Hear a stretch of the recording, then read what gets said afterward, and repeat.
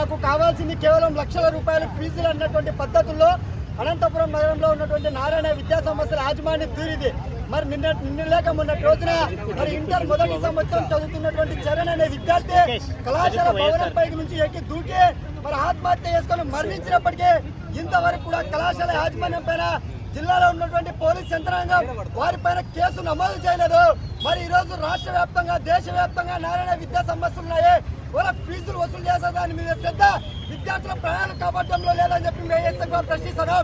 ఇవాళ తక్షణమే ఇవాళ కొన్ని వందల మంది చనిపోయిన విద్యార్థులు మరి మొన్నటి రోజున చనిపోయినట్టే చరణ్ మరణానికి నైతిక బాధ్యత వహిస్తూ మరి తక్షణమే మంత్రి నారాయణ రాజీనామా చేయాలని చెప్పేసి ఈ రోజు ఐక్య విద్యార్థి సంఘాల ఆధ్వర్యంలో మంత్రి నారాయణ దిష్టిబొమ్మ దాన కార్యక్రమం చేపడితే అనంతపురం నగరంలో ఇవాళ పోలీసులు ముందస్తుగా ఆ దిష్టిబొమ్మను దానం చేయకుండా అడ్డుకోవడం జరిగింది.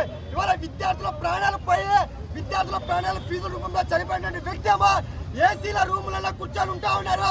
వాళ్ళ విద్యార్థుల ప్రాణాలు తీసుకున్న కళాశాల యాజమాన్యం ఇంతవరకు కూడా కేసు నమోదు చేయకుండా ఆ కళాశాల యాజమాన్యానికి సంబంధించి మంత్రి నారాయణ దిష్టిబొమ్మ తట్టం చేస్తే పోలీసులు అడ్డుకోవడం సరైనది కాదు.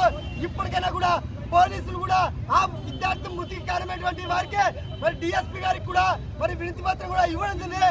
తక్షణమే సుమోటోగా కేసు తీసుకొని ఆ విద్యార్థి ఎవరైతే చావుకు కారణమయ్యారో ఆ కళాశాల యాజమాన్యం పైన కేసు నమోదు చేయాలని చెప్పేసి ఏఎస్ఎఫ్ గా డిమాండ్ చేస్తున్నాం.